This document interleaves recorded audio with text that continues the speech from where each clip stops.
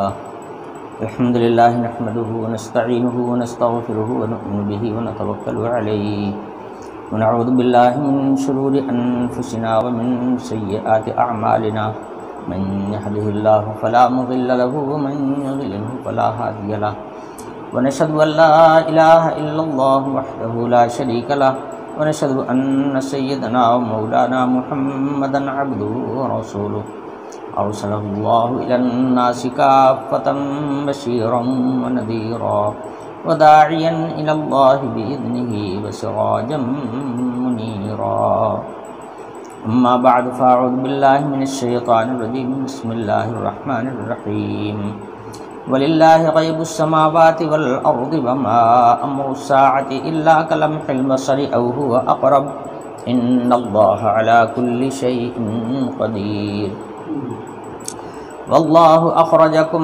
من بطون أمهاتكم لا تعلمون شيئا وجعل لكم السمع والأبصار والأفئدة لعلكم تشكرون ألم يروا إلى الطير مسخرات في جوف السماء ما يمسكهن إلا الله إن في ذلك لآيات لقوم يؤمنون والله جعل لكم من بيوتكم سكنا وجعل لكم من جلود الأنعام بيوتا تستخفونها يوم ظعنكم ويوم إقامتكم ومن أصوافها وأوبارها وأشعارها أثاثا ومتاعا إلى حين والله جعل لكم مما خلق ظلالا وجعل لكم من الجبال أكنانا وجعل لكم سرابيل تقيكم الحر وسرابيل تقيكم بأسكم كذلك يتم نعمته عليكم لعلكم تسلمون فإن تولوا فإنما عليك البلاغ المبين يعرفون نعمة الله ثم ينكرونها وأكثرهم الكافرون۔ پچھلی آیات سے حق تعالی شانہ کے عجائبات قدرت کا بیان ہو رہا تھا۔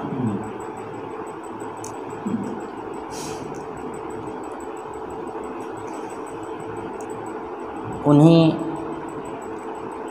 قدرت کاملہ کی مثالوں میں اگلی آیات بھی ہیں جن کو نمونے کے طور پر بیان فرمایا گیا ہے۔ پہلی آیت میں حق تعالی شانہ نے ارشاد فرمایا زمین و آسمان کی مغیبات کا سارا علم وہ اللہ ہی کے پاس ہے۔ یہ سورج جب سے بنا آج تک چمک رہا ہے، نہ کبھی کھڑا ہوتا ہے، نہ کبھی اس کو بننے کے لیے ورک شاپ میں جانا پڑتا ہے، نہ کبھی وہ فیل ہوتا ہے، ایک سیکنڈ کے لیے بھی وہ لیٹ نہیں ہوتا، اسی پر سارے زمانے کی گھڑیاں چل رہی ہیں۔ روشنی ہے اس کی کہ کبھی دھیمی نہیں پڑتی، کبھی کم نہیں ہوتی۔ یہ بات الگ ہے کہ حق تعالی شانہ کبھی کبھی اس کی روشنی پر بھی پردہ ڈال دیتے ہیں، یہ بتانے کے لیے کہ سورج روشنی پہنچانے میں خود مختار نہیں ہے، میرے حکم کا پابند ہے۔ میں جب چاہوں گا تب اس سے روشنی پاؤ گے، اور میں نہیں چاہوں گا تو تم کو روشنی یہ نہیں دے سکتا ہے۔ اس لیے کبھی کبھی حق تعالی شان ہو سورج کا گرہن بھی کر دیتے ہیں۔ یہ آیت من آیات اللہ ہوتی ہے۔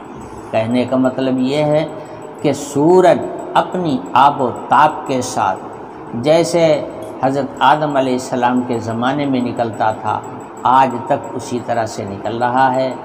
وہی ٹائم، وہی رفتار، وہی روشنی، وہی راستے، کوئی بدلاؤ کسی چیز میں نہیں آیا، پابندی کے ساتھ اپنی ڈیوٹی انجام دے رہا ہے۔ یہ ایسا کیوں ہو رہا ہے، اس کے اسباب و عوامل کیا ہیں، انسان اس کی حقیقت کو کیا جان پائے گا؟ بغیر قوت پہنچائے ہوئے ایک چراغ نہیں جلتا، بغیر الیکٹرک کا کنیکشن جوڑے ہوئے یہ بلب نہیں جل سکتا، اور الیکٹرک کا پاور ہاؤس جب تک اس کے اندر غذا پہنچانے کی صورتیں نہیں ہوں گی، اس کو غذائیت نہیں ملے گی، وہ مشین نہیں چلے گی۔ اس کے لیے جن جن سامانوں کی ضرورت ہے، اس میں پیٹرول بھی لگتا ہے، اس میں پانی بھی لگتا ہے، کوئلہ بھی لگتا ہے، نہ جانے کیا کیا چیزیں ہیں۔ پاور ہاؤس میں جائیے تو پتہ چل جائے گا۔ ایک لمبا ایریا ہوتا ہے اور اسی کے اندر اس کا سارا ساز و سامان مہیا کیا جاتا ہے، مشینوں میں ڈالا جاتا رہتا ہے، تب مشینیں چلتی ہیں۔ جب مشینیں چلتی ہیں تب آپ کو لائٹ ملتی ہے۔ اگر ایک مشین کھڑی ہو جائے تو لائٹ آپ کو حاصل نہیں ہو سکتی۔ ہم ایک معمولی سے الیکٹرک کا نظام جو دنیا میں چلا اس کو دیکھ رہے ہیں کہ یہ پوزیشن ہے، یہ سورج کہاں سے پاور پاتا ہے، کہاں سے یہ نور ملتا ہے اس کو، اور کہاں سے اس کو اتنی غذائیت اور توانائی ملتی ہے کہ زمانہ ہو گیا، نہ جانے کتنا دن ہو گیا اس سورج کو بنے ہوئے، اور مسلسل روشنی اسی انداز سے پہنچا رہا ہے، کوئی خرابی اس کے اندر کبھی پیدا نہیں۔ اب اس کے حقائق، اس کی کنہ اور اس کے اجزاء ترکیبی اور اس کو پہنچنے والی غذائیت کے کیا کیا انتظامات ہیں اور کیا کیا اس کی صورتیں ہیں، انسان بھلا کیا جانے گا؟ انسان تو آج تک یہی نہیں جان سکا کہ سورج کی ٹکیا جو ہے یہ کوئی جسم ہے یا کہ محض کوئی نور کا ٹکڑا ہے۔ دنیا آج تک یہی نہیں سمجھ پائی حقیقت اس کی کیا ہے۔ چاند ہے، اس کے کیا حقائق ہیں، اس کا کرہ کن چیزوں سے بنا ہوا ہے، ستارے ہیں ویسے ہی چمک رہے ہیں آج تک، اس کے اجزاء ترکیبی کیا ہیں، انسان بھلا ان باتوں کو کیا جانے گا؟ انسان بس اتنا ہی جانتا ہے کہ چاند پہلی تاریخ کو طلوع ہوتا ہے، 27 تاریخ تک مسلسل طلوع ہوتا چلا جاتا ہے اور تھوڑا تھوڑا گھٹتا بڑھتا رہتا ہے، جس سے ہماری تاریخ متعین ہو جاتی ہے، اور 28ویں رات کو چاند محاق میں چلا جاتا ہے، چاند کا پتہ ہی نہیں رہتا کہ ہے کہاں، افق سے غائب ہو جاتا ہے۔ 29 تاریخ کو افق پر آ جاتا ہے، مگر دکھے گا کہ نہیں دکھے گا اس میں شک رہتا ہے۔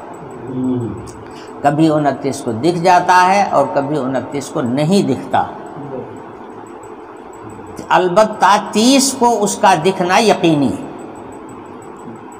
تو انسان تو انہی حقیقتوں تک پہنچا ہے ابھی تک، اس کے آگے نہیں جانتا کہ اس کے اجزاء کیا ہیں، اس کی ترکیب کس طرح سے ہوئی ہے، اور کیا کیا عناصر ہیں جو اس کے وجود میں کار فرما ہیں۔ اس کی حقیقت کا نہ کسی کو علم ہے، نہ کوئی جان سکتا ہی ہے۔ یہ سب عالم غیب سے تعلق رکھتے ہیں، اور ان ساری مغیبات کا علم جو ہے، چاہے آسمانی چیزیں ہوں اور چاہے زمینی چیزیں ہوں۔ اسی زمین کا کرہ اتنا بڑا کرہ ہے، اس زمین کے کرے میں اللہ نے کیا کیا رکھا ہے، اس زمین کو کن چیزوں سے اللہ تعالیٰ نے مرکب کیا ہے۔ انسان تو صرف اوپر اوپر کی چیزیں جانتا ہے۔ ہم نے سنا ہے کہ زمین کی کھدائی کی گئی، بڑی بڑی کمپنیاں لگیں اس کام پر کہ اس کی کھدائی کی جائے، مشینیں لگائی گئیں، مشینوں کے ذریعے سے زمین کی تہ میں اندر تک جانے کی کوشش کی گئی، مگر صرف 2 میل تک جا پائے، اس کے بعد ساری مشینوں نے جواب دے دیا۔ اس کی تھوڑی سی گہرائی ہے، اس کی گہرائی کا آپ اندازہ لگائیے کہ جہاں آپ بیٹھے ہوئے ہیں امریکہ کی زمین بالکل اسی کے نیچے ہے، اسی کے نیچے ہے، جہاں آپ بیٹھے ہوئے ہیں اسی کے نیچے امریکہ کی آبادی ہے۔ امریکہ پہنچنے میں 24 گھنٹے سے زیادہ لگتا ہے ہوائی جہاز سے۔ اب اس کی گہرائی کا آپ اندازہ لگا لیجیے، اور پھر عجائبات قدرت میں سے اس بات کا ملاحظہ کیجئے کہ آپ بیٹھے ہوئے ہیں، آپ کا سر کدھر ہے؟ اوپر کو۔ امریکہ والے بھی تو اسی طرح بیٹھے ہوں گے، اور ان کا سر کہاں ہوگا؟ آپ کے لحاظ سے آپ دیکھیں گے تو یہاں کے لحاظ سے اگر کوئی دوربین ایسی مل جائے دیکھنے کے لیے تو آپ دیکھیں گے تو سب نیچے کی طرف لٹکے ہوئے ہوں گے، حالانکہ وہ بھی اسی طرح آپ کی طرح بیٹھے ہوئے ہوں گے کہ ان کا سر اوپر کو ہوگا۔ تو سر ان کا اوپر کی جانب سے ہے، لیکن اگر آپ ہی کو یہاں سے کوئی دکھا دے تو آپ دیکھیں گے تو وہ الٹا لٹکے ہوئے ہوں گے، اور وہ آپ کو کہیں گے کہ ہم سیدھے ہیں وہ الٹے ہیں۔ عجیب اعتباری چیز ہے۔ اس کے اندر کتنی گہرائیاں ہیں، کیا کیا چیزیں پوشیدہ ہیں اس کے اندر، اس کا علم کسی کو نہیں ہے۔ جس نے بنایا ہے اسی کو اس کا پورا علم ہے۔ اسی حقیقت کو واضح کیا گیا اس آیت میں، وَلِلَّهِ غَيْبُ السَّمَاوَاتِ وَالْأَرْضِ، زمین و آسمان کی پوشیدہ چیزوں کا علم صرف حق تعالی شانہ کو اور کسی کو نہیں ہے۔ ان کی مغیبات کا علم محیط صرف پروردگار عالم کو حاصل ہے۔ اور اتنا بڑا کارخانہ عالم، آسمان سے لے کے زمین تک کی ساری مخلوقات، جس میں چاند، سورج، ستارے اور زمین ساری کی ساری داخل ہیں، یہ بغیر کسی بنانے والے کے خود سے نہیں بن گئی ہے، یقیناً کوئی بنانے والا ہے، اور جس نے بنایا ہے وہ ان کو باقی رکھنے پر مجبور بھی نہیں ہے کہ ہمیشہ باقی رکھے۔ بنا تو دیا لیکن بننے کے بعد میں سب کنٹرول کے باہر ہو گئے، ایسا بھی نہیں ہے۔ آدمی مزدور رکھتا ہے، اس کو تنخواہ دیتا ہے، اور کچھ دنوں کے بعد مزدور جو ہے وہ مالک بن جاتا ہے، اپنی چلانا شروع کر دیتا ہے۔ دیکھتے نہیں آپ، پردھان منتری جو بنتا ہے تو اپنے وزیروں کی ایک فہرست تیار کرتا ہے، وزیر بناتا ہے۔ اچھا، وزیر جب بن جاتے ہیں انہی وزیروں میں سے پھر کوئی وزیر ایسا نکلتا ہے کہ جو پردھان منتری کا بھی کان کاٹ کر کے اس کی کرسی کو چھین لیتا ہے، اور خود جا کے براجمان ہو جاتا ہے، اس کو کھنڈت کر دیتا ہے۔ تو حق تعالی شانہ نے اتنی بڑی بڑی مخلوقات بنائی ہیں کہ جس کی حقیقت کا علم ہی کسی کو نہیں ہے سوائے پروردگار عالم کے، مگر کنٹرول کے باہر ایک بھی نہیں ہے۔ سب ان کے حکم کے تابع ہیں، جو ڈیوٹی جس کی لگا دیا ہے اسی ڈیوٹی پر لگے ہوئے ہیں، اور ان کی زندگی کی بھی ایک ڈیٹ مقرر ہے، ایک وقت مقرر تک کے لیے پیدا کیے گئے، اور جب وہ وقت پورا ہو جائے گا تو یہ سب کے سب ٹوٹ پھوٹ کر کے ختم ہو جائیں گے۔ حق تعالی شان ہو ان کو توڑ دیں گے، اس سارے نظام کو ہٹا کر کے ایک نیا نظام لے آئیں گے۔ یہ اس بات کا گویا اظہار ہوگا کہ ہمیں جیسے بنانے پہ قدرت ہے ویسے مٹانے پہ بھی قدرت حاصل ہے، اور مٹانے کے بعد دوبارہ پھر بنانے پر بھی قدرت حاصل ہے۔ اس کے لیے قیامت آئے گی، اور قیامت آنے میں کوئی بہت دن نہیں لگے گا کہ 100 سال 50 سال لگ جائے قیامت کے آنے میں۔ فرمایا گیا کلمح البصر، قیامت جب آئے گی اور اس نظام عالم کو حق تعالی شانہ توڑ پھوڑ کر کے مٹائیں گے تو اس میں دیر نہیں لگے گی۔ کلمح البصر، لمح البصر کہتے ہیں چشم زدن، یعنی پلک جھپنے تک، جتنی دیر میں پلک اوپر سے نیچے آ کر کے ملتی ہے کتنی دیر لگتی ہے؟ دیکھ بھی نہیں سکتا کوئی، کسی کی نگاہ نہیں کام کرتی، پلک کتنا جلدی جھپک جاتی۔ اس سے زیادہ قرب اور اس سے زیادہ نزدیکی کو اور کسی مثال سے بیان ہی نہیں کیا جا سکتا، اس لیے بیان فرمایا گیا کہ حق تعالی شان ہو اس کو جب مٹانے پر آئیں گے تو ایسے ہی بس آنن فانن مٹ جائے گی۔ جن علاقوں میں زلزلہ آیا ہے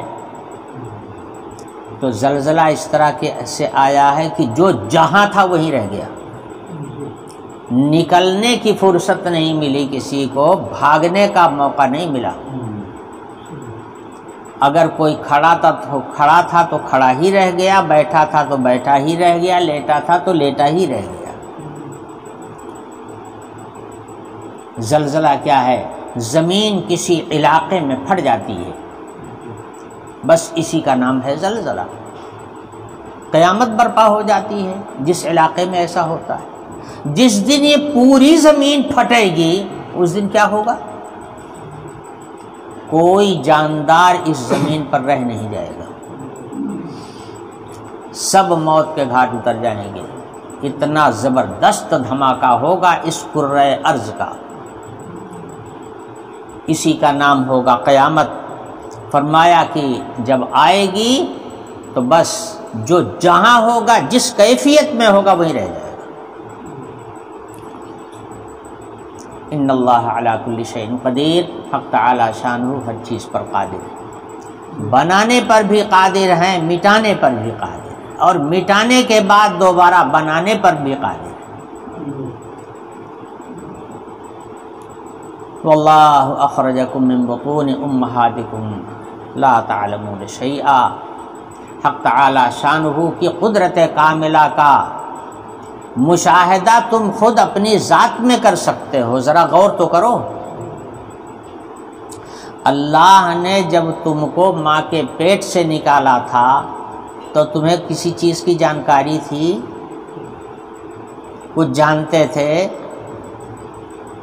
کچھ نہیں جانتے تھے، کوئی علم نہیں تھا، مگر کچھ علوم حق تعالی شانہ ہر ایک کو اپنی جانب سے عطا کر دیتے ہیں، اس لیے کہ بچہ جب پیدا ہوتا ہے تو اس وقت علم سیکھنے کے قابل نہیں ہوتا کہ اس کو سکھایا جائے۔ سیکھنے کی عمر ہوتی ہے، جب وہ عمر ہوتی ہے تب سیکھنے کا سلسلہ شروع ہوتا ہے۔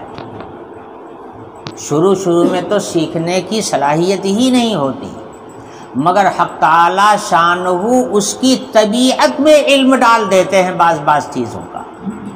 مثلا بھوک لگے تو روئے، ٹھنڈی لگے تو روئے، گرمی لگے تو روئے، درد ہو تو روئے، ایک رونے کا ہنر اللہ تعالیٰ سکھا دیتے ہیں، اور وہ پیدائشی طور پر اس کی فطرت میں رکھ دیتے ہیں، اس میں سیکھنے کی ضرورت نہیں پڑتی اس کو، اس کی طبیعت میں اللہ تعالیٰ یہ علم ڈال دیتے ہیں تاکہ وہ اپنی ضروریات پوری کر سکے۔ ارے بھائی بچہ روئے گا نہیں تو پتہ کیسے چلے گا کہ وہ بھوکا ہے یا اس کو کوئی ضرورت ہے؟ تو بچے کو ایک ایسا ہنر دے دیا کہ اس کی ہر ضرورت اسی ایک سے پوری ہو رہی ہے۔ بعض بچے کپڑے میں جب پیشاب کر دیتے ہیں، پاخانہ کر دیتے ہیں تو ان کی طبیعت میں نظافت ہوتی ہے، وہ رونا شروع کر دیتے ہیں۔ ماں سمجھ جاتی ہے کہ بچے کے پیٹ سے کچھ نجاست نکلی ہے، فوراً ہٹا دیتی ہے، اس کے بعد وہ چپکا ہو جاتا ہے۔ بھوک لگتی ہے تو روتا ہے، سردی گرمی لگے تو روئے۔ عجیب ہنر اللہ تعالیٰ عطا کر دیتے ہیں، اور جس طرح سے بچے کو ہنر دے دیتے ہیں اسی طرح سے جانور کے بچے کو بھی ہنر دے دیتے ہیں، جانوروں کو بھی دے دے، جس کو جاندار بنایا ہے ان کو ان کی حیثیت کے مطابق اتنا شعور اللہ تعالیٰ عنایت فرما دیتے ہیں، سمجھے؟ اسی طرح سے بچے کو اللہ تعالیٰ نے یہ سکھا دیا بغیر سیکھے ہوئے، اس کی فطرت میں ڈال دیا اس علم کو کہ جب ماں کی چھاتی سے اس کا منہ لگے تو وہ اپنے مسوڑوں سے اور اپنے ہونٹوں سے اس کو چوسے. یہ ہنر پیدائشی طور پر حق تعالی شانہ دے دیتے ہیں. اللہ کے علاوہ کون ہے دینے والا؟ کون سا مکتب ہے جس میں یہ ہنر سکھایا گیا ہو کسی بچے کو؟ ارے ہم جانوروں کے بچوں کو دیکھتے ہیں، یہی اپنے یہاں گائے اور بھینس کے بچے ایک دن بھی پانی میں نہ گئے ہوں. کون ہے سکھانے والا ان کو اور کون ہے بتانے والا؟ ایک دن بھی پانی میں نہ گئے ہوں.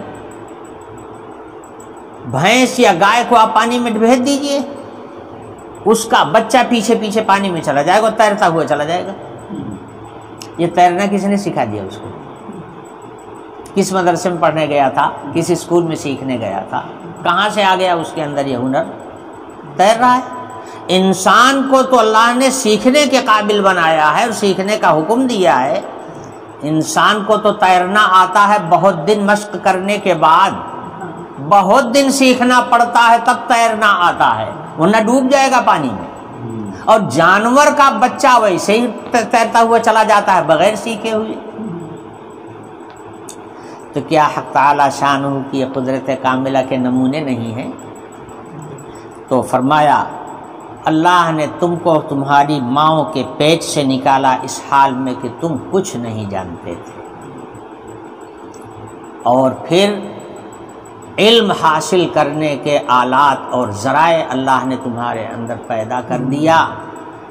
تمہارے اندر کان پیدا کر دیا جس سے سن سن کر کے تم کو علم حاصل ہوتا ہے. آنکھ دے دی جس سے دیکھ دیکھ کر تم کو علم حاصل ہوتا ہے. اور جو چیز کان سے سنا، آنکھ سے دیکھا، تو بہت ساری چیزوں کا فیصلہ دل کر لیتا ہے، اور فیصلہ کر کے ایک نہ دیکھی اور نہ سنی ہوئی چیز کا علم حاصل کر لیتا ہے. ابھی آپ بیٹھے رہیں اور جلے ہوئے تنکے، گھاس پھوس کے جلے ہوئے ٹکڑے آسمان سے آپ کے سامنے گرنے لگے، یا آپ کو کہیں دھواں نظر آنے لگے، تو نہ تو آپ نے آگ کو آنکھ سے دیکھا ہے، نہ کسی بتانے والے نے آپ کو بتایا ہے کہ کان سے سنا ہو کہ فلاں جگہ آگ لگی ہے. لیکن یہ جلے ہوئے ٹکڑے جب آپ کے سامنے گریں گے یا دھواں نظر آئے گا تو آپ کا دل یہ فیصلہ کر لے گا کہیں آگ لگی. یہ تنکے جلے ہوئے کہاں سے آ رہے ہیں؟ آسمان سے گر رہے ہیں، یقیناً کہیں آگ لگی ہے، اسی کے یہ ٹکڑے ہیں گر رہے ہیں. آپ کا دل فیصلہ، نہ آپ نے آنکھ سے دیکھا ہے اور نہ کان سے سنا، یہ فیصلہ دل کر رہا ہے. تو یہ گویا ذرائع علم ہے. یہ کان، یہ بھی ذریعہ علم ہے. گویا یہ سب مدرسے ہیں علم حاصل کرنے کے، ان کے ذریعے سے آپ کو معلومات حاصل ہوتی. مفسرین نے لکھا ہے کہ ترتیب قرآن نے کس انداز سے بیان کی. پہلے کان کو ذکر کیا، پھر آنکھ کا ذکر کیا، اس کے بعد دل کا ذکر کیا.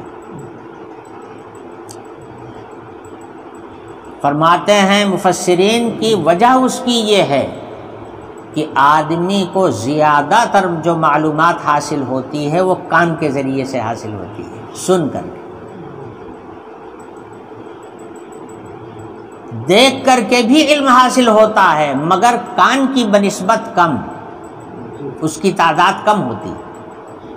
اور دل سے جو فیصلے کر کے آدمی علم حاصل کرتا ہے اس کا دائرہ تو اور بھی زیادہ محدود ہے، یعنی اس سے بھی کم ہے. سب سے زیادہ معلومات آدمی کو حاصل ہوتی ہے کان کے ذریعے سے. اسی وجہ سے دیکھیے گونگا آدمی پہلے بہرا ہوتا ہے، بعد میں گونگا ہوتا ہے. اصل بیماری اس کی یہ ہوتی ہے کہ وہ بہرا ہوتا ہے، بالکل کچھ نہیں سنتا قطعاً. اچھا، بولنا سیکھتا ہے آدمی سن سن کر، چونکہ وہ سنتا ہے ہی نہیں ہے، کوئی آواز اس کے کان میں جا کر کے دل تک پہنچتی نہیں ہے، اس لیے وہ بیچارہ بولنا جان ہی نہیں سکتا کہ بولا کیسے جاتا ہے، کیا جانے وہ بولنا۔ تو نہ بولنے کا اصلی سبب ہے کان سے بہرا ہونا۔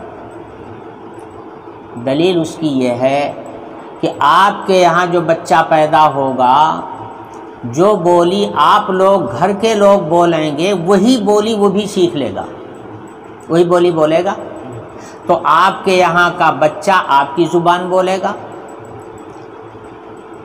اور بنگال کا بچہ بنگالی بولے گا، پنجاب کا بچہ پنجابی بولے گا،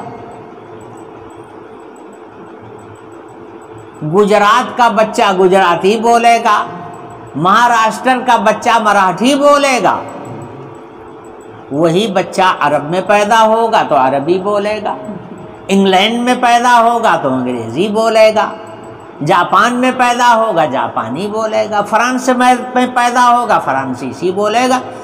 غرض کی جہاں کی جو زبان ہوگی وہاں پیدا ہونے والا بچہ وہی کی زبان بولے گا۔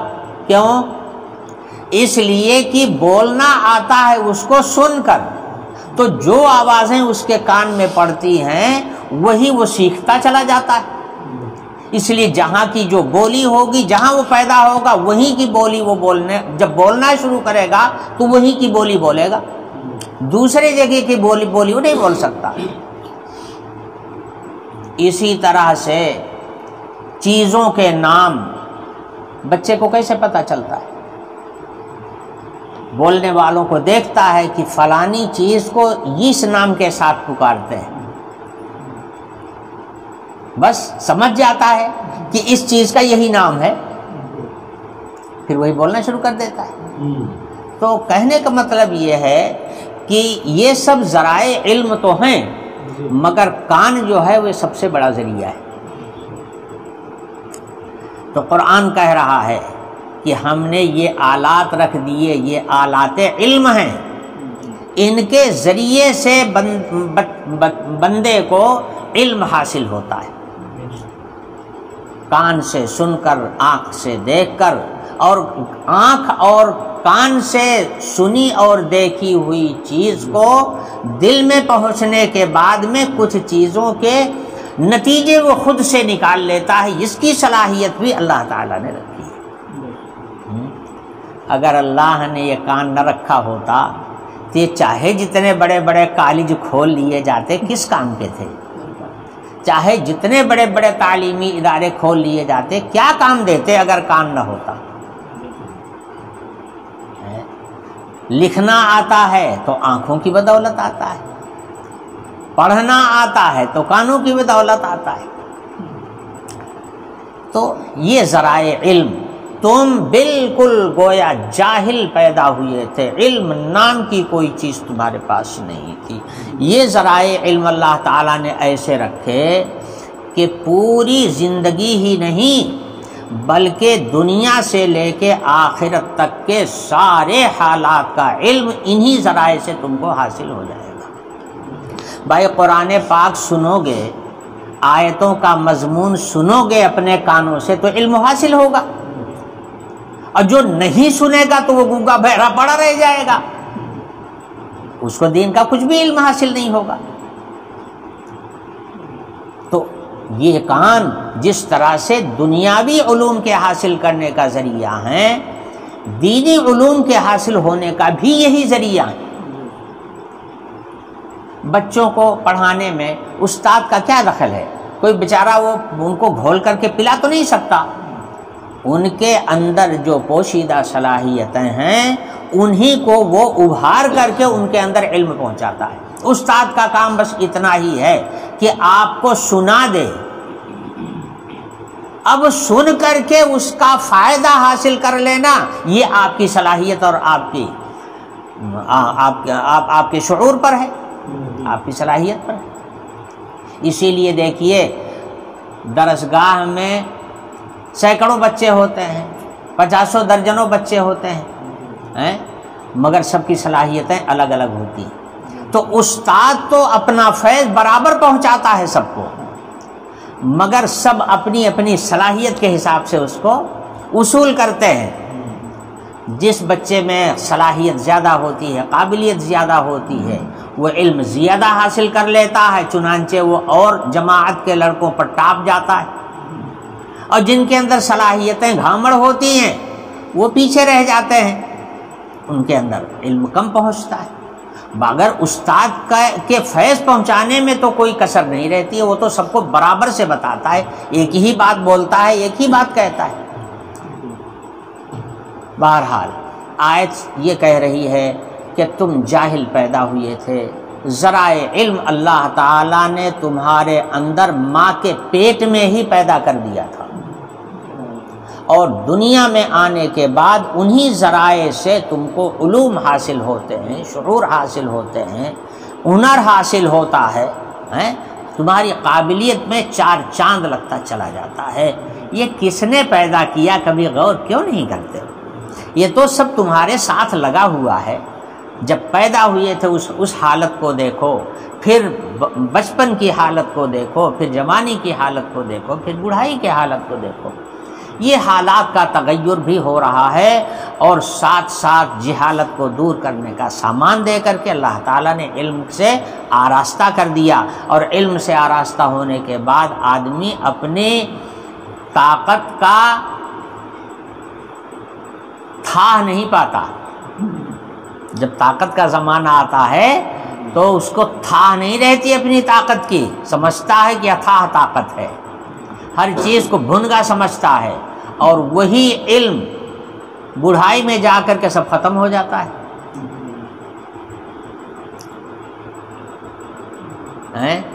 اینک آنکھ پر لگی ہوئی ہے اور تلاش کر رہا ہے کہ میرا چشمہ کیا ہو گیا۔ کبھی کبھی قلم کان پہ رکھ لیتا ہے اور تلاش کرتا ہے یار میرا قلم کیا ہو گیا، اب چاروں طرف ڈھونڈ رہا ہے کہ میرا قلم کیا ہو گیا، حالانکہ رکھے ہوئی ہے اپنے کان پر۔ اتنی جہالت پیدا ہو جاتی ہے، جاہل پیدا ہوئے، پھر درمیان میں عالم بن گئے، آخر میں پھر جاہل ہو گئے۔ کیا اس بات کی دلیل نہیں ہے کہ ہے کوئی اوپر جس کا حکم چل رہا ہے ہر چیز پر؟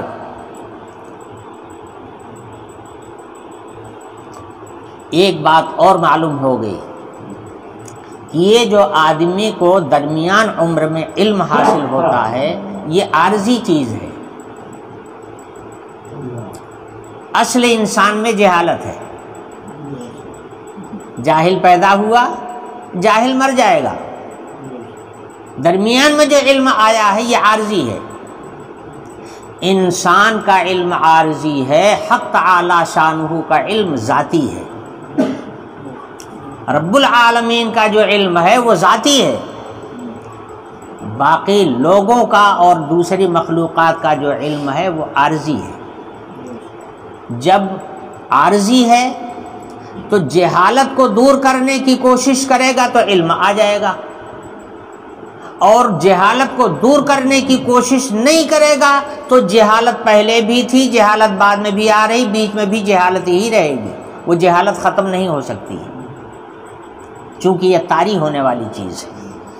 لا وجعل لكم السمع والابصار والافئدہ لعلكم تشکرون، یہ اللہ تعالی کی عظیم ترین نعمتیں ہیں۔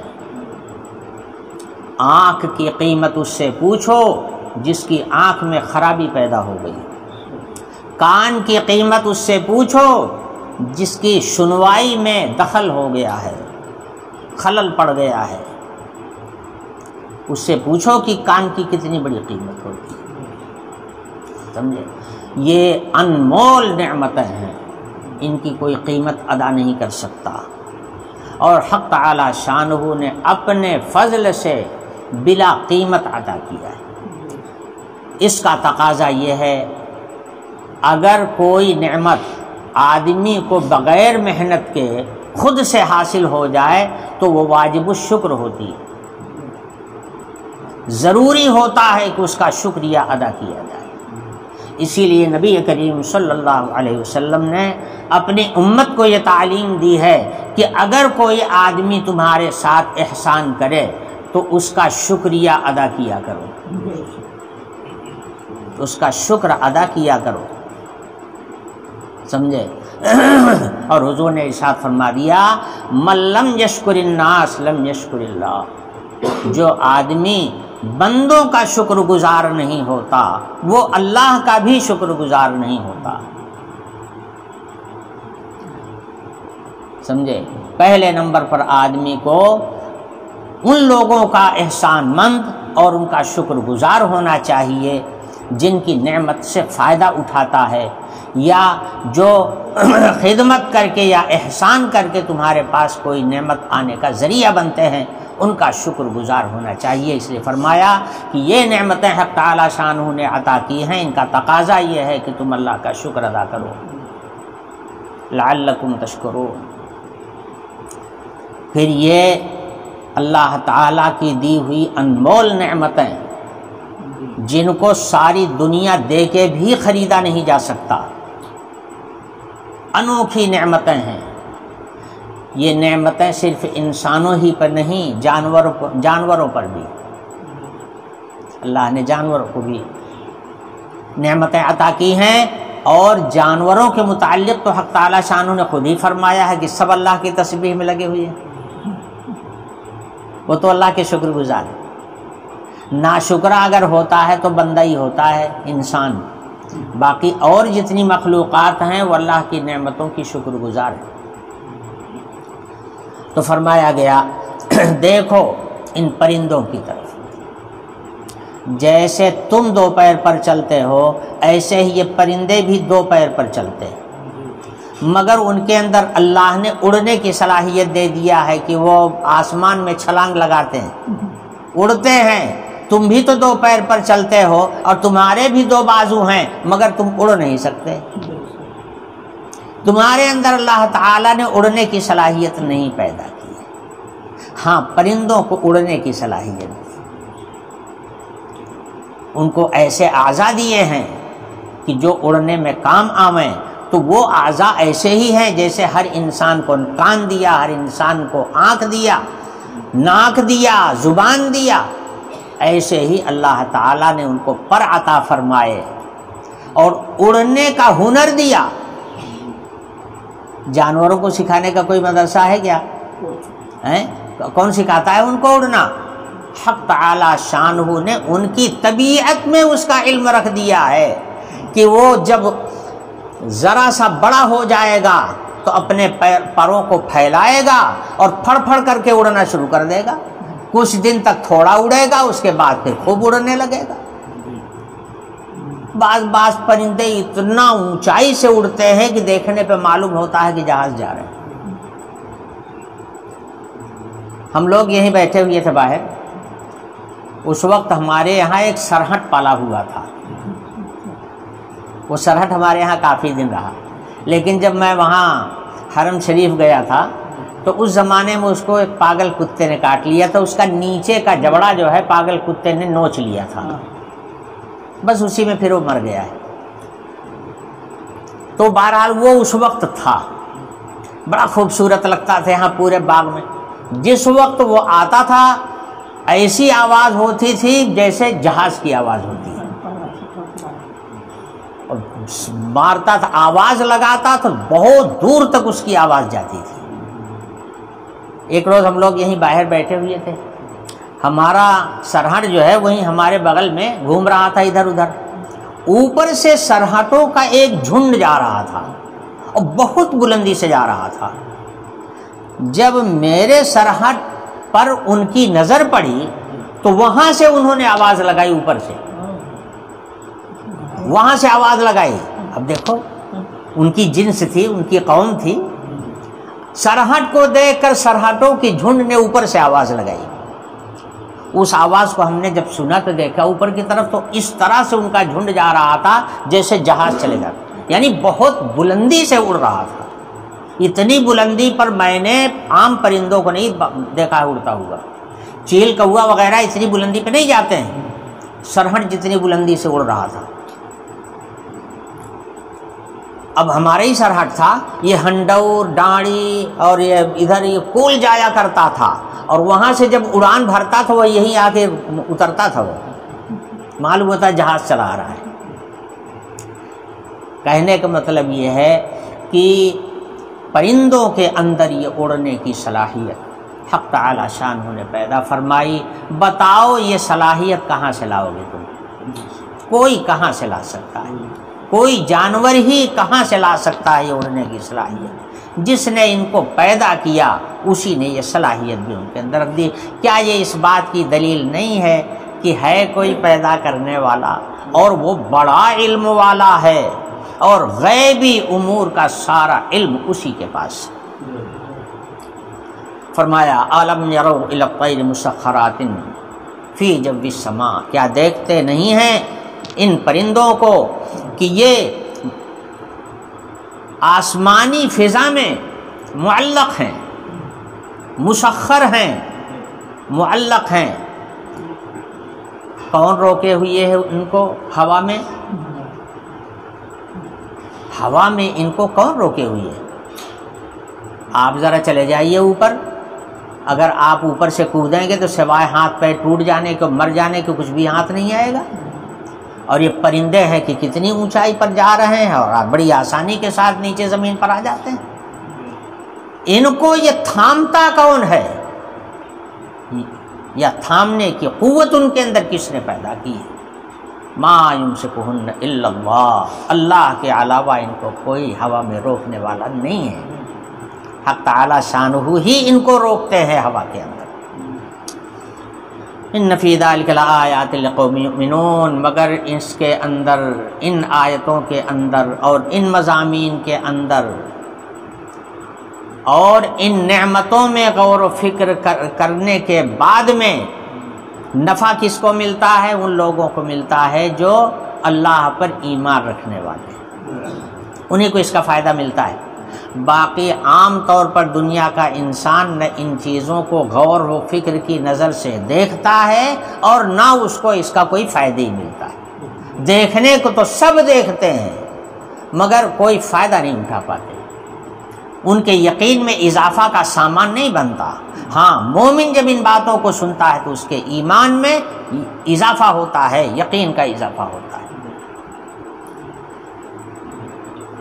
پھر دیکھو اللہ کی نعمتوں کو، اللہ ہی نے بنایا تمہارے لیے گھر جس کو سکون کی جگہ بنایا۔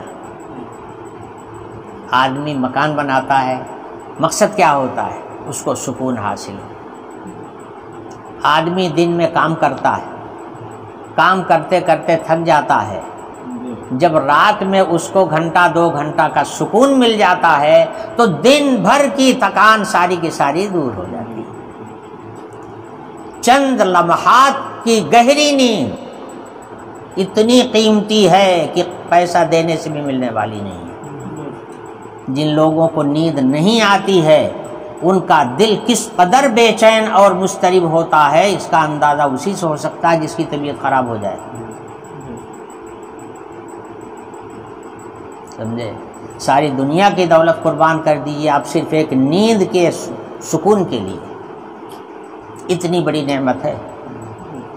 اللہ تعالیٰ نے تم کو گھر دیا اور گھر بنایا تمہارے لیے، سکون کی جگہ بنایا، وہاں آ کر کے آدمی کو سکون حاصل ہوتا ہے۔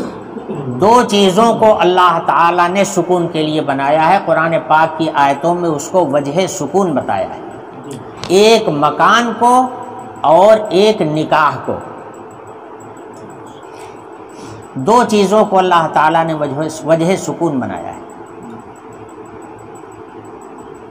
اگر ان دونوں کے اندر سکون نہ رہ جائے تو ان کے رکھنے سے نہ رکھنا بہتر ہے۔ ان کا اصلی فائدہ یہی ہے کہ اس سے سکون حاصل۔ نکاح اس لیے کرتا ہے تاکہ اس کے دل کو سکون حاصل، مکان اس لیے بناتا ہے تاکہ اس کے دل کو سکون حاصل۔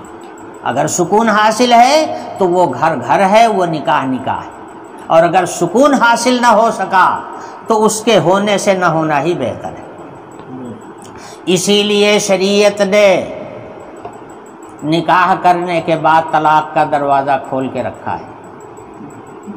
غیر مسلموں کی طرح سے نہیں ہے جو اللہ پر یقین نہیں رکھتے، ایمان نہیں رکھتے. ان کے یہاں تو یہ ہے کہ ایک دفعہ اگر بیاہ ہو گیا تو اب چھٹکارے کا کوئی راستہ نہیں ہے. ہاں حرام کاری کرتے گھومو مگر اس کو باندھ کے رکھو. یہ غیر مسلموں کے یہاں ہے، مگر یہ نہایت غیر دانشمندانہ فعل ہے.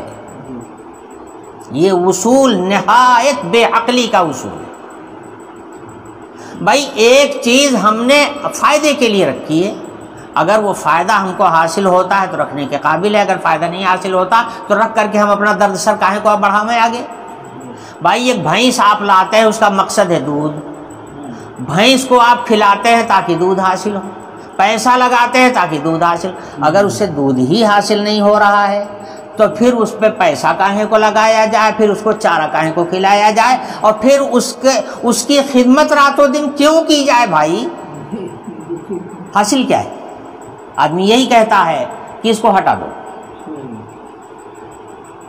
تو کبھی بھی خدائی قانون میں ایسا جبری اصول نہیں ہوتا. یہ غیر مومنوں کا اصول ہے کہ نکاح کرنے کے بعد طلاق نہیں ہونا چاہیے، ہمیشہ بند ہی رہے. غیر مسلموں کو اس پر فخر ہے کہ ہمارے یہاں تو جب نکاح ہو جاتا ہے تو طلاق کی کوئی صورت ہی نہیں ہوتی. اور ہم دیکھتے ہیں کہ روزانہ سینکڑوں کی تعداد میں عورتیں اپنے شوہروں کو چھوڑ چھوڑ کر کے دوسروں کے ساتھ بھاگ جاتی ہیں.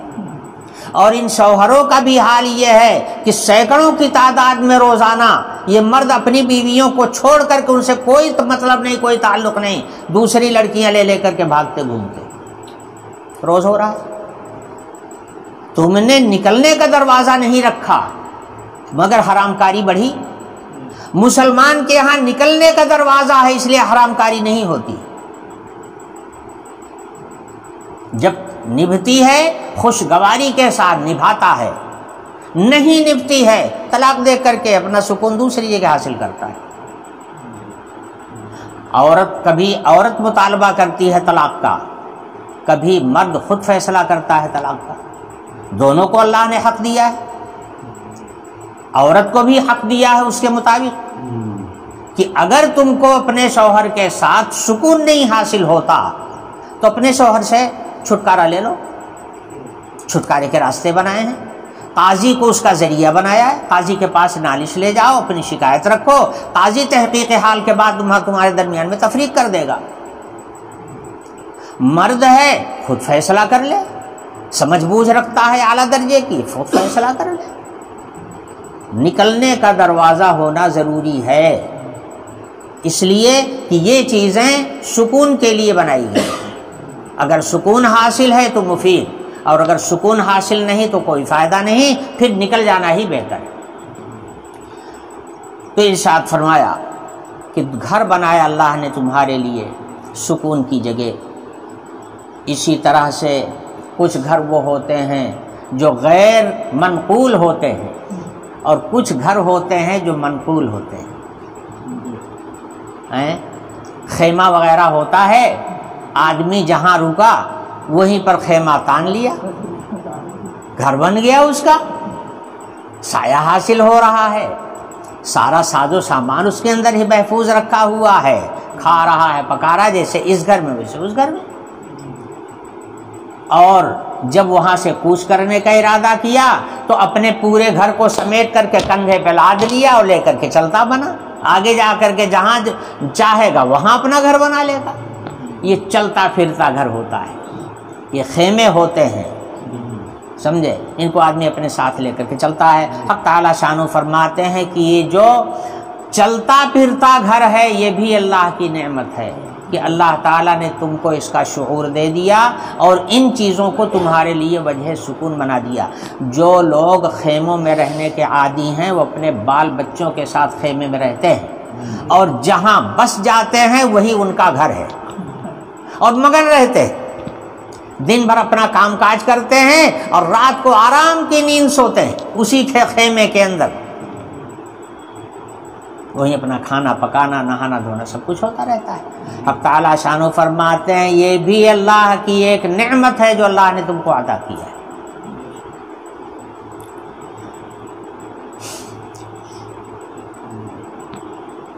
اسی طرح سے یہ خیمے کبھی اون کے بنائے جاتے ہیں، کبھی کپڑے کے بنائے جاتے ہیں۔ پھر ان جانوروں کے اوپر اللہ تعالیٰ نے جو بال بنائے ہیں، بال یوں تو کسی کام کے نہیں معلوم ہوتے، دیکھنے میں تو معلوم ہوتا بال کس کام کا۔ ایک مٹھی بال آپ کو مل جائے تو آپ سوائے پھینک دینے کے اس سے کوئی فائدہ نہیں اٹھا سکتے، لیکن انہی بالوں کو جب اکٹھا کر لیا جاتا ہے تو اس سے قیمتی قیمتی سامان تیار ہو جاتے ہیں۔ بھیڑوں کے بال سے کمبل تیار ہوتے ہیں، اونٹوں کے بال سے خیمے بنا لیے جاتے ہیں، اور بھی قسم قسم کے سامان بنتے ہیں، یہاں تک کہ باریک سے باریک بال اور موٹا سے موٹا بال، ہر بال کا کچھ نہ کچھ سامان بنتا ہے۔ ایک بات۔ دوسری بات یہ، بال کو اللہ تعالیٰ نے پاک پیدا کیا ہے، بال کبھی ناپاک نہیں ہوتا، اس لیے سوائے نجس العین کے، جو جانور نجس العین ہیں ان کا تو ہر جز ناپاک ہے۔ باقی عام طور پر جو جانور ہیں، چاہے وہ معقول اللحم ہو چاہے غیر معقول، یعنی چاہے کھائے جانے والے ہوں یا نہ کھائے جانے والے جانور، ان کا گوشت بھلے حرام ہے لیکن بال ان کا پاک ہے۔ اللہ نے اس کو پاک بنایا، کیوں؟ اس لیے پاک قرار دیا کہ حق تعالی شانہ نے اس سے سامان بنانے کا ہنر انسان کو دیا ہے، ان کے بالوں سے یہ سامان تیار کر کے اس سے فائدہ اٹھاتا ہے۔ ایک دفعہ ہمارے یہاں ادھر میرٹھ کے لوگ کمبل بیچنے کے لیے آئے ہوئے تھے، تو تختے پر نکالا انہوں نے اور دکھانے لگے، اور ہم سے کہہ رہے تھے، مسلمان تھے، اور ہم سے کہنے لگے کہ یہ پشمینہ کا ہے، پشمینہ کا، خالص اون جو جانور کے بدن سے نکلتا ہے پشمینہ کا ہے۔ تو ہمارے چھوٹے بھائی مولانا صغیر صاحب دیوبند سے آئے ہوئے تھے، وہ بھی موجود تھے، انہوں نے کہا پشمینہ آپ نے کبھی دیکھا بھی ہے آنکھ سے کہ نہیں، یہ بتائیے۔ اگر آپ نے پشمینہ دیکھا ہو اپنی آنکھ سے تو بتائیے۔ آپ پشمینہ کی بات کر رہے ہیں کہ کمبل آپ کا پشمینہ کا ہے، اور میں کہہ رہا ہوں کہ پشمینہ آپ نے بھی اپنی آنکھ سے دیکھا بھی نہیں ہے۔ کس اون کو کہتے ہیں؟ کہنے کا مطلب یہ ہے کہ یہ ایسی چیزیں اللہ، اس سے قیمتی چیزیں تیار ہوتی ہیں، پھر اس کی سیلنگ ہوتی ہے، بنانے والوں کو بھی فائدہ، بیچنے والوں کو بھی فائدہ، خریدنے والوں کو بھی فائدہ، سب فائدہ اٹھا رہے ہیں۔ کیسی نعمتیں حق تعالی شانہ نے انسان کے لیے بنائی۔ فرمایا من اصوافها واوبارها واشعارها اساسا متاعا الى حین، ان سے طرح طرح کے سامان تیار کرتے ہو اور ایک وقت مقرر تک ان کا استعمال کرتے ہیں۔ واللہ جعل لکم مما خلق ظلالا، فرماتے ہیں اللہ ہی ہے جس نے تمہارے لیے سایہ بنا دیا۔ سایہ یہ بھی اللہ کی بہت بڑی نعمت ہے، چونکہ دھوپ بھی ضروری ہے اور انسان ہر دھوپ کو برداشت نہیں کر پاتا۔ جب کڑی دھوپ ہوتی ہے تو دھوپ برداشت نہیں ہوتی، اس لیے اللہ تعالی نے انسان کو بلکہ ہر جاندار کو آرام ملنے کی خاطر سایہ بنا دیا ہے، تاکہ جب چونکہ دھوپ کا ہونا بھی ضروری ہے اور تم سے دھوپ برداشت ہو نہیں رہی ہے، تمہیں سایہ کی ضرورت ہے، تو ایک طرف حق تعالی شان ہو دھوپ نکالتے ہیں اور دوسری طرف تمہارے سائے کا انتظام بھی فرما دیتے ہیں کہ اپنے سایہ میں چلے جاؤ، وہاں جا کے سکون حاصل کر لو۔ دھوپ تو ضروری ہے، دھوپ نہیں ہوگی تو کھیتی نہیں تیار ہوگی۔ تو اللہ ہی نے پیدا کیا تمہارے لیے سایہ۔ اور دیکھو ان پہاڑوں کو کس نے بنایا تھا؟ رام لکشمن بنانے گئے تھے، انہوں نے تو بیچاروں نے دیکھا بھی نہیں رہا ہوگا ہر پہاڑ کو، یہ پہاڑ کہاں سے ہے۔ پھر ان پہاڑوں کی ساخت دیکھو، انہی کے اندر اللہ تعالیٰ نے غار بنائے ہیں۔ اگر تمہارے پاس گھر نہیں ہے اور پہاڑی علاقے کے رہنے والے ہو تو پہاڑوں میں اللہ نے تمہارے لیے رہنے کا گھر ویسے ہی بنا دیا خود ہی۔ میں نے غار ثور کا مشاہدہ کیا، عجیب گھر ہے، بالکل ایسے ہی گھر ہے جیسے چھت، نیچے پتھر، بڑا سارا پتھر ہے جو تختہ جیسا بچھا ہوا ہے، اوپر بھی پتھر نیچے بھی پتھر، اور بیچ میں فرسٹ کلاس کا ایک کمرہ ہے، سمجھے۔ اور ایسا غار، وہ تو غار ثور تو خیر وہ اوپر سب سے اوپر غار ہے، اس کے نیچے بھی جگہ جگہ پر غار ہے پتھروں کے، کچھ چھوٹے، وہ بڑا ہے اور چھوٹے، اور بڑے غار بھی ہیں، اس سے بہت بڑے بڑے غار ہیں۔ اس غار ثور کی اہمیت تو صرف اس لیے ہے کہ اس کو نسبت حاصل ہے جناب رسول اللہ صلی اللہ علیہ وسلم، کہ آپ صلی اللہ علیہ وسلم نے اس کے اندر 3 دن آرام فرمایا تھا، بس اس کی وجہ سے وہ متبرک ہو گیا۔ باقی غار تو بہت بڑے بڑے ہیں، اتنے بڑے بڑے غار ہیں کہ اس کے اندر آدمی چلا جائے تو دوسرا اس کو تلاش نہیں کر سکتا۔ تو یہ اکنان، چھپنے کی جگہ ہے۔ عام طور پر لوگ پہاڑوں کے غار میں چھپتے ہیں، گویا چھپنے کے طور پر اس کو استعمال کرتے ہیں، رہائش کے طور پر اس کا استعمال نہیں کرتے، اس لیے فرمایا گیا وہ من الجبال اکنانا۔ پھر تمہارے لیے دیکھو یہ جو کپڑا اللہ نے بنایا ہے، یہ کرتے بنائے ہیں، کرتے بھی کبھی کپڑے کے بنائے جاتے ہیں، کبھی لوہے کے بنائے جاتے ہیں۔ لوہے کا کرتا بھی تمہارے کام آتا ہے، کپڑے کا کرتا بھی تمہارے کام آتا ہے۔ سردی گرمی سے، یہ سردی گرمی سے بچاتا ہے، اور وہ میدان کارزار میں نیزوں کے زخم سے بچاتا ہے، تلواروں کے زخم سے بچاتا ہے۔ اور آج بندوق کے زمانے میں ایسے ایسے کرتے چھوٹے یا بڑے ایجاد کر لیے گئے ہیں جن کو پہن لینے کے بعد گولی اثر نہیں کرتی، یہ اسی کی نقل ہے، انہی زرہوں کی نقل ہے۔ تو فرمایا اللہ تعالیٰ ہی نے تمہارے لیے کرتے بنائے جو حرارت سے بچاتے ہیں، گرمی سردی سے بچاتے ہیں۔